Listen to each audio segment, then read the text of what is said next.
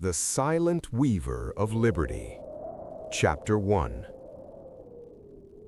On a frigid January morning in 1778, while General Washington shivered at Valley Forge, the fate of a nation was being decided not on the battlefield, but in a small, smoke-filled tavern in New York City. A farmer, a tavern keeper, and a young woman with a secret message held the key to the revolution, and they didn't even realize it yet. The snow fell silently on the streets of New York City, blanketing the cobblestones in white. Most people hurried inside to escape the bitter cold, but in the back room of the Black Horse Tavern, a small group huddled around a flickering candle. They whispered in hurried tones, their breath fogging in the icy air. Samuel, the tavern keeper, leaned close to the farmer, Jacob, and said, "We can't let the British see this. One wrong move and everything we've worked for is lost." Jacob nodded. He had come not to sell goods, but to deliver something far more important: intelligence. Every scrap of paper, every whispered conversation was part of a hidden network that could tip the scales of the revolution. In the corner, a young woman named Abigail carefully folded a small bundle of letters, her heart pounding. She was supposed to deliver them to an unknown contact across the river. Failure wasn't an option, not when the lives of thousands depended on it. The tavern door creaked open, letting in a gust of freezing wind. Samuel held his breath, fearing it might be one of the British patrols, but it was only a weary traveler, oblivious to the silent war happening in that very room. Outside, the streets were quiet. Snow muffled the sounds of clattering hooves and distant shouts, yet every shadow could conceal an enemy. Every passerby could be an informant. Abigail moved toward the back exit, clutching the bundle. Jacob placed a reassuring hand on her shoulder. "Remember, one step at a time. Don't draw attention. They trust nothing but what they see." The river was frozen over, but thin in places. Abigail carefully navigated across a narrow path of snow and ice, every crunch underfoot echoing like a gunshot in the still night. Halfway across, she froze. A figure emerged from the shadows. British redcoat patrols. Her pulse raced. She ducked behind a tree, clutching the letters. Minutes passed like hours. The redcoats moved on. Abigail exhaled and continued her journey. She thought of her brother fighting with Washington at Valley Forge, and her mother praying silently in the farmhouse back home. Every action she took, every risk she endured, was for them, for freedom. By dawn, she reached the safe house, an unassuming brownstone on a quiet street. The door opened to reveal a man in his 40s, eyes sharp, hands steady. "You're late," he said in a whisper. "I had to avoid patrols," Abigail replied, handing him the bundle. He inspected the letters quickly, then nodded. "Good work. You've saved lives tonight. History will remember this day, though few will ever know your name." Little did Abigail know that night would spark a chain of events leading to one of the most daring intelligence operations in the Revolution. Messages intercepted, secrets revealed, and the very fate of the fledgling United States balanced on the courage of ordinary people. The light of dawn crept through the narrow windows of the safe house, casting pale stripes across the wooden floor. Abigail sat quietly on a worn chair, staring at the bundle of letters she had just delivered. Though exhausted, there was no rest for her, not when the revolution depended on ordinary citizens like her. Miles away, the streets of New York were already bustling with merchants setting up their stalls. Smoke rose from chimneys, and the occasional clip-clop of a horse-drawn carriage punctuated the morning air. But beneath the routine of daily life, a secret war continued. Invisible hands moved the pieces of a game only the most daring could understand. Samuel, the tavern keeper, was already at the tavern preparing for the day, but he didn't pour drinks for the soldiers and townsfolk as he usually did. Instead, he counted letters hidden beneath the floorboards, checking codes and ciphers. Each piece of information could mean the difference between life and death on the battlefield. Jacob arrived shortly after, carrying news from Valley Forge. "Washington's men are holding," he whispered urgently, "but the conditions are worsening. Supplies are low, morale is fragile. Any intelligence we can send could tip the balance." Samuel nodded grimly. "Then we must be vigilant. Every word we write, every message we deliver, it carries more weight than muskets or cannons right now." Meanwhile, Abigail was already on her way to the next contact, moving through back alleys and side streets. Each safe house she passed was part of a growing web of patriots, a network that reached from New York to Philadelphia. They were known only to each other by signs, coded knocks, and secret phrases. One wrong move, and the entire network could collapse. She arrived at a small bookstore disguised as a residence. The door creaked open to reveal Mr. Holloway, a scholar and secret patriot with connections to the Continental Army. His study was lined with books, maps, and papers scattered across every surface. "You've done well," Holloway said, scanning the bundle Abigail handed him. "These letters contain information that will allow Washington to anticipate British movements near Trenton. Your courage may save hundreds of lives." Abigail swallowed, her throat dry. "I only do what I must. The British, they don't understand what we fight for. Freedom, it's more than a flag or a battle. It's the life we dream to live." Holloway nodded. "And it is people like you, brave and unseen, who make that dream possible. But there is danger. British spies have infiltrated even the safest houses. You must be cautious. Trust few, question all." Later that evening, back at the tavern, Samuel and Jacob reviewed a map marked with red pins showing British troop movements. Abigail returned, her eyes wide with the tension of near encounters. They discussed coded messages, double agents, and the pressing need to keep Washington's army supplied with accurate intelligence. The next few weeks would be filled with narrow escapes, coded letters hidden in hollowed-out books, and dangerous midnight rendezvous. Abigail, Samuel, and Jacob became an unbreakable trio, the silent weavers of liberty. In the shadowed corners of the city, British officers suspected nothing, unaware that every patrol and every march was being tracked, noted, and reported back to the American patriots. A single misstep could unravel everything, and yet the courage of ordinary citizens moving through the night with quiet determination ensured that the revolution would not be lost before it truly began. By the middle of February, the streets of New York seemed deceptively calm. Snow still clung stubbornly to the rooftops, but beneath the surface, the city was a hive of clandestine activity. Abigail had become adept at navigating this world of shadows, knowing which streets were safe, which houses were traps, and which faces could not be trusted. At the heart of the city, Samuel adjusted the secret compartment under the tavern floorboards.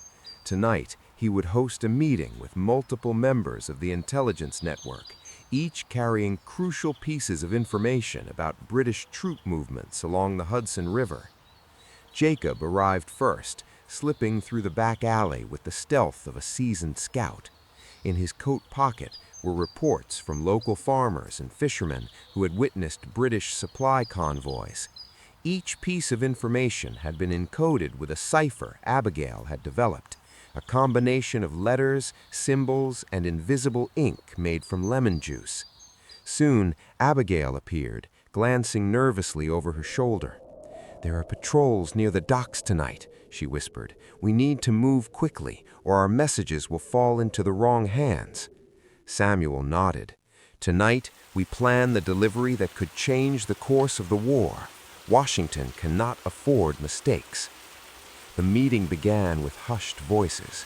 Men and women discussed troop placements, supply routes, and intelligence intercepted from British officers. Maps were unfolded across tables, pins marking every known encampment. A sense of urgency filled the room. Every second counted. Abigail held a small piece of parchment, her hands trembling slightly. "The British plan to cross the Delaware soon," she said. "They intend a surprise attack, but the exact date is unknown. If we can get this information to Washington, we can prepare his men for a decisive counterstrike." Jacob leaned in. "We'll need diversions. Someone must mislead the British patrols along the river. If they sense we're onto them, the message could be delayed, or worse, lost." Over the next days, the trio orchestrated a complex operation. Abigail delivered letters disguised as mundane trade documents. Samuel coordinated safe houses along hidden paths, and Jacob gathered intelligence from loyalist informants posing as ordinary townsfolk. Each move required precision. Failure was fatal. One night, Abigail encountered a British officer near the docks. The man's shadow loomed over her as he demanded to see her papers. Calmly, she handed him a forged trade manifest. Her hands shook slightly, but her voice remained steady. "I'm on my way to deliver supplies to the merchants upriver." The officer scrutinized the papers, then nodded, letting her pass. Her pulse thundered in her chest. One wrong glance, and it would have been over. Meanwhile, Samuel and Jacob coordinated a series of decoy messages to confuse any British spies who might intercept them. These dummy letters described fictional troop movements and fabricated supply shortages. The real intelligence, however, continued its journey to Washington, carefully hidden in Abigail's bundle. By March, the network's efforts culminated in one of the most daring intelligence operations of the Revolution. Abigail, disguised as a traveling merchant, crossed the icy Delaware River under the cover of night, delivering crucial information to a contact embedded within the Continental Army. The intelligence provided the Army with enough insight to anticipate a British advance near Trenton. The night before the battle, Abigail, Samuel, and Jacob gathered in the tavern one last time. Candles flickered, casting long shadows on the walls. "We've done all we can," Samuel said quietly. "Tomorrow, Washington will make the decision that could change everything." Jacob clasped Abigail's shoulder. "You've shown courage beyond your years. You've given the Army more than intelligence. You've given them hope." Abigail stared at the snow-covered streets outside. The city slept, unaware of the invisible war being waged in its midst. And yet the fate of a nation rested in the hands of those willing to act in silence, in shadow, and in courage. When dawn broke, Washington's army, guided by the information she delivered, struck the British forces near Trenton with a precision that surprised even the seasoned generals. The victory was swift, decisive, and historic.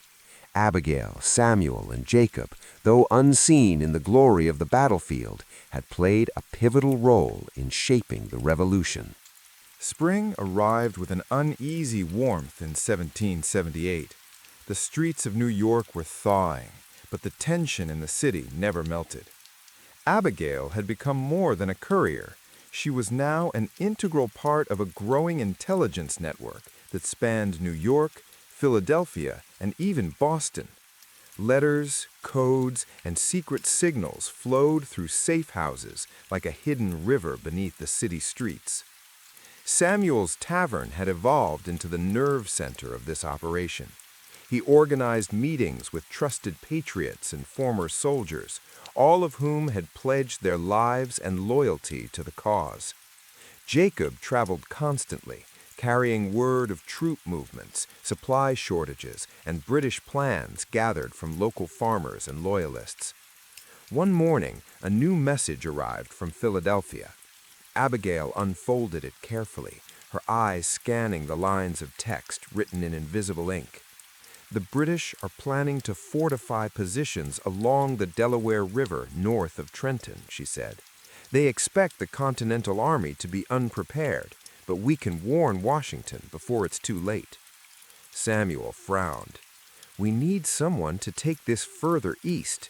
Philadelphia must be fully informed, but the route is heavily patrolled. One mistake could mean capture, or worse. Jacob stepped forward. I'll take it. I know the back roads and hidden trails. I've crossed the Delaware before. I can do it without drawing attention. Abigail placed a hand on his arm. Be careful. There are spies everywhere now. Even a friendly face could betray you. As Jacob left under the cover of night, Abigail and Samuel coordinated a series of decoys. Dummy letters described false troop movements, while Samuel worked to encrypt the real intelligence further. Every move was a delicate dance.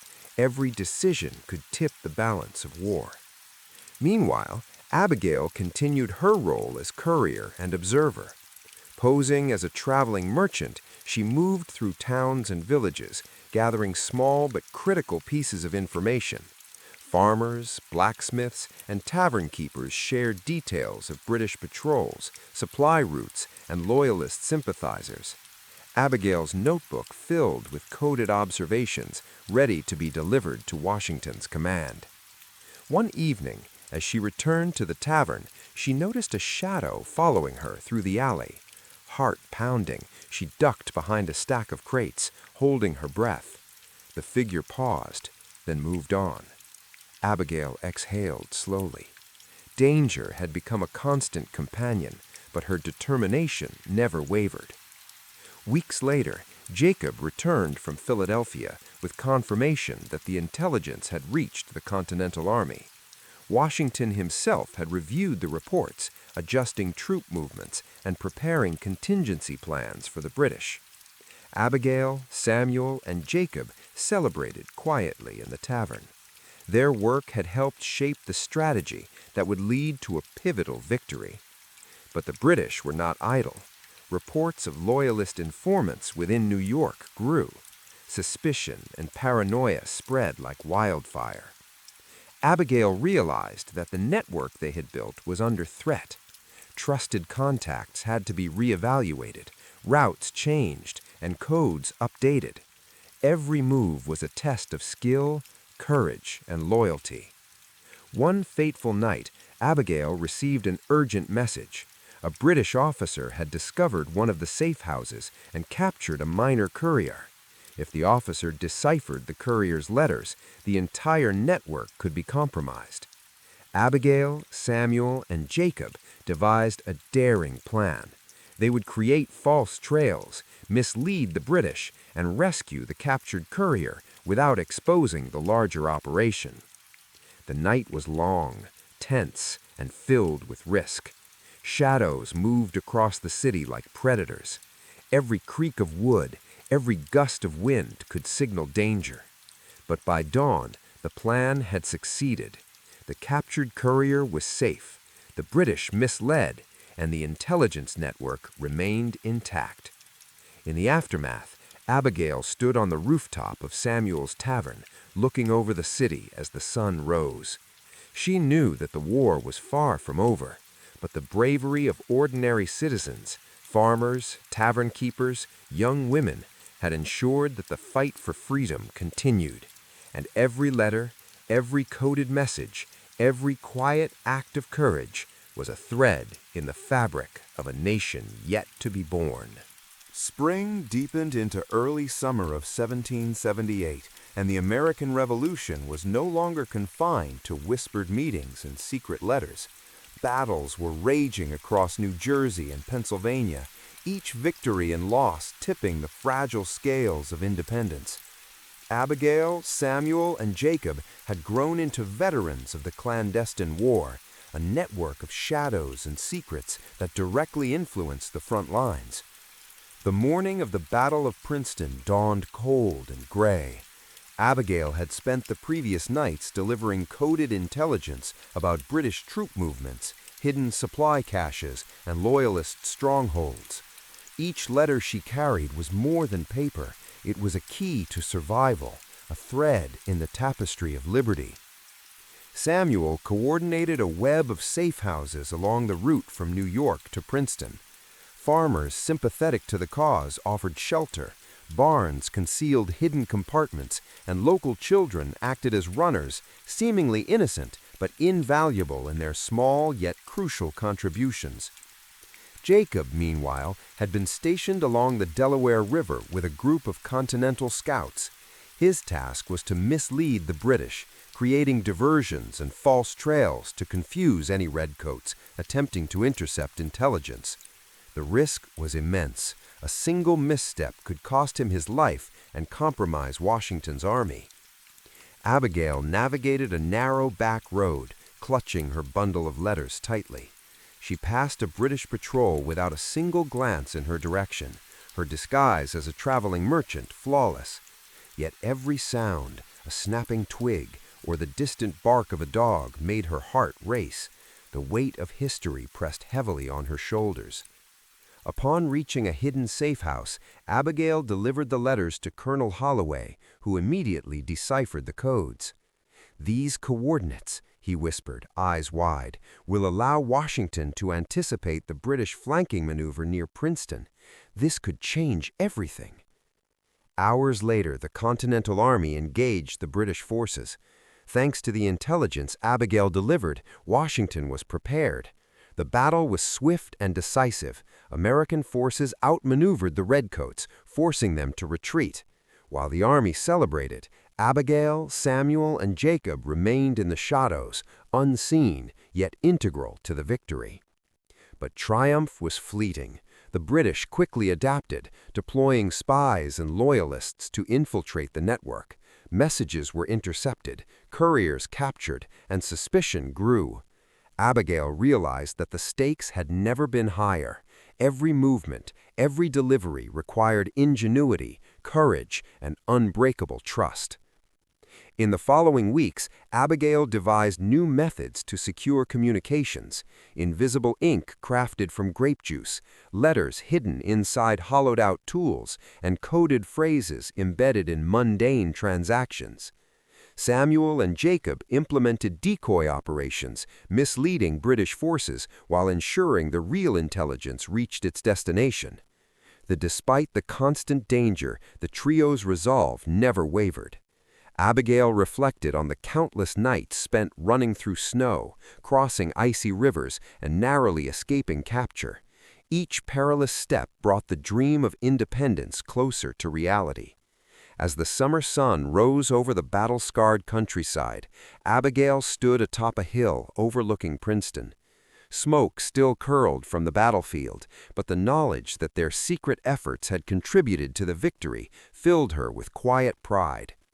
History would remember Washington, Greene, and the generals, but the silent weavers of liberty, operating in shadows, would remain largely unknown.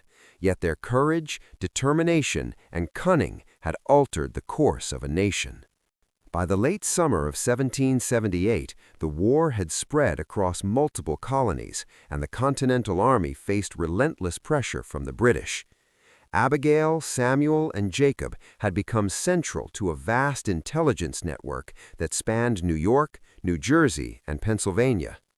Their role, though invisible to the public, had begun to influence major battles and strategic outcomes. The news from Saratoga arrived one morning like a bolt of lightning. Abigail unfolded a report written in meticulous code, detailing the movements of British General Burgoyne's forces. "If Washington coordinates with the northern militias, we can trap Burgoyne and force a surrender." Samuel's eyes widened. This could be the turning point we've been waiting for. But the British will anticipate that we're trying to intercept their plans. We must move carefully. Immediately, Jacob mapped out routes to transport the intelligence safely to key generals. Hidden paths through forests, secret taverns along the river, and loyalist-free villages became critical arteries of communication.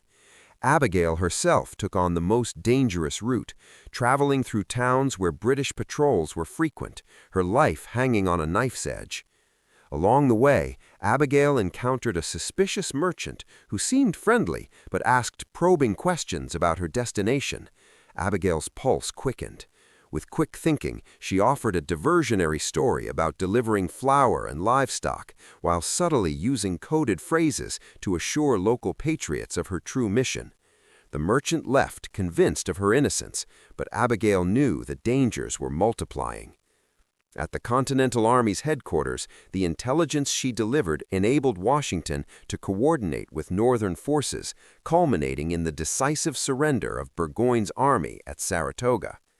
This victory would not only boost American morale, but also convince foreign allies, particularly France, to formally support the revolution. Abigail, Samuel, and Jacob celebrated in silence, knowing that their contributions, though unseen, had changed the course of history. However, the war showed no signs of slowing down. British forces regrouped, and new threats emerged. Loyalist spies infiltrated towns, and minor skirmishes along New Jersey's countryside kept Abigail constantly on the move. She learned to disguise herself as a farmer's daughter, a merchant, or even a traveling musician, each persona a shield against detection. One tense night, Abigail discovered a potential betrayal. A trusted courier, previously known to deliver messages reliably, had vanished along a critical route. Fearing the worst, Abigail and Jacob orchestrated a search, tracing the courier's path through forests and hidden taverns. They discovered the courier had been captured, and British officers had begun deciphering some of the intelligence he carried. Working against the clock, the trio implemented a series of countermeasures. They created decoy letters, rerouted real messages through alternative safe houses, and prepared contingency plans for every known British patrol. The suspense was relentless. Every decision carried the weight of potential disaster. Meanwhile, the army engaged the British at Monmouth. Abigail and her network played a critical role, ensuring Washington had accurate intelligence about enemy positions, supplies, and troop morale. This information allowed the Americans to mount effective strategies, achieving another key victory and solidifying the importance of the intelligence network. As summer turned to early autumn, Abigail reflected on the scale of their operations. She had become adept at navigating danger, decoding messages, and orchestrating complex plans in coordination with Samuel and Jacob. Each narrow escape and each successful delivery reinforced her conviction that ordinary citizens, when acting with courage and ingenuity, could influence the fate of a nation.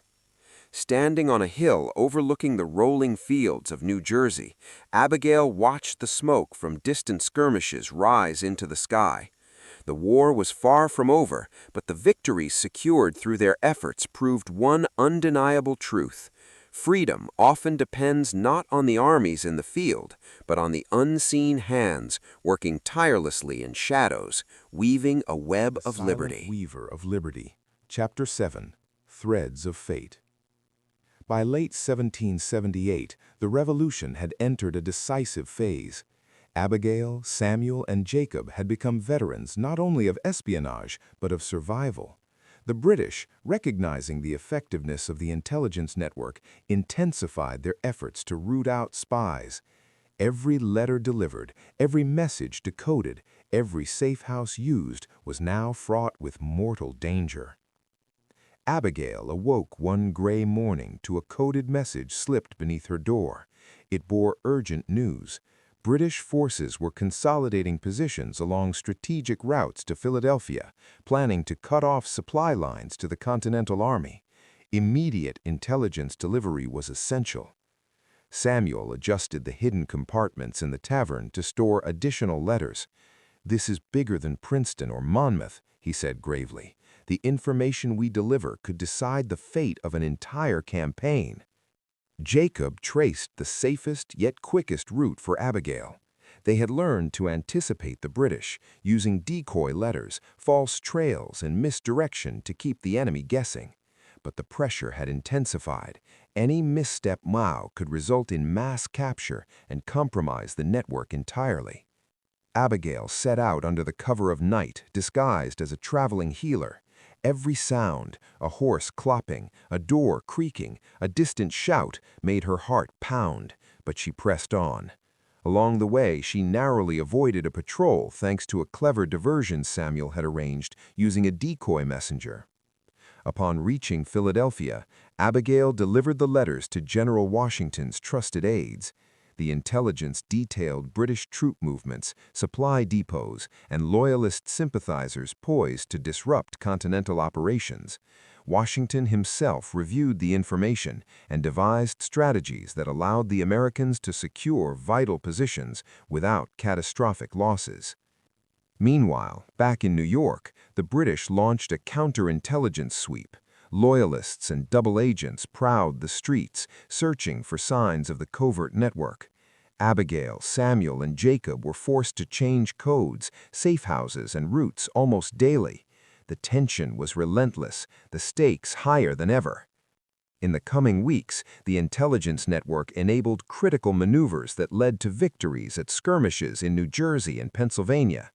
Abigail witnessed firsthand how her letters, seemingly simple bundles of paper, had guided troop movements, protected soldiers, and prevented ambushes.